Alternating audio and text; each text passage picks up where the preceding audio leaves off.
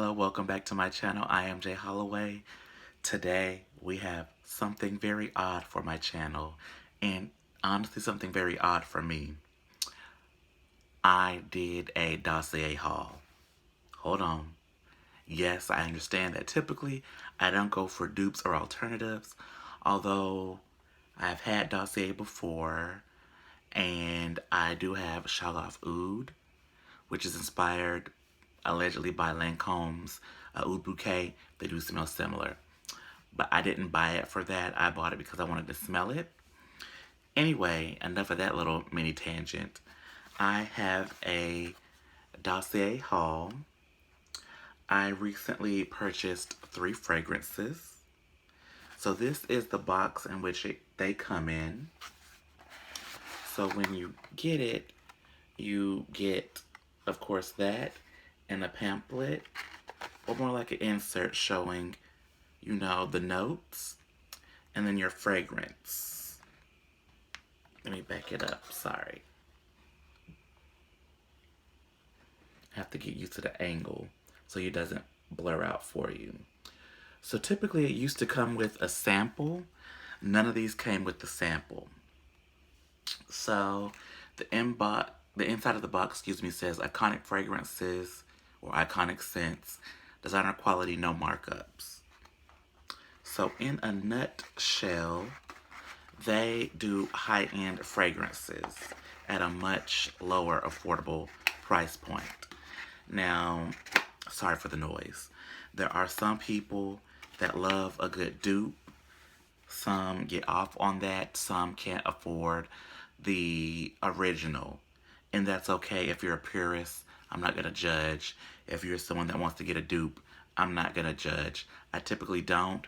But for these fragrances, I kind of want to see. Now, spoiler alert.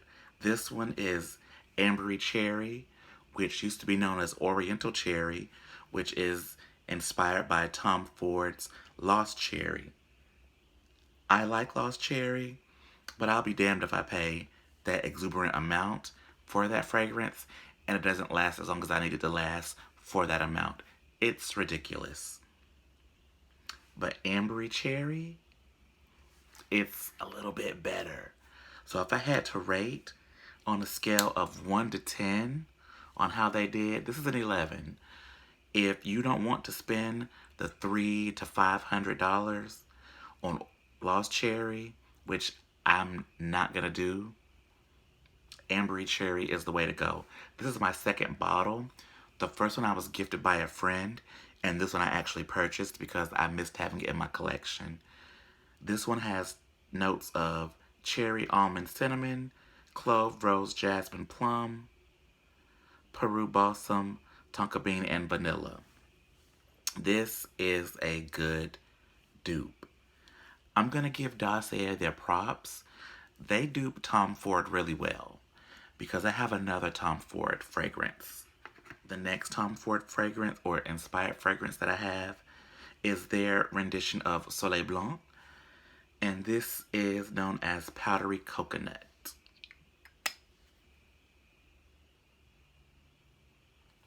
So this has notes of cardamom, pistachio, bergamot, ylang ylang, tuberose, jasmine, cedarwood, amber, benzoin, and coconut. So when I went to my friend's wedding last year, I actually had Eau de Soleil Blanc. I liked it a lot.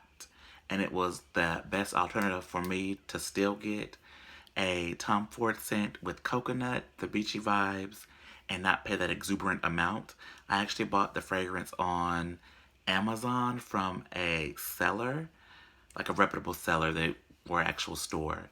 And it was a little bit cheaper. Now, of course, with everything going up, the price was up, and I'm not willing to spend that for eau de toilette. And I know that they had this.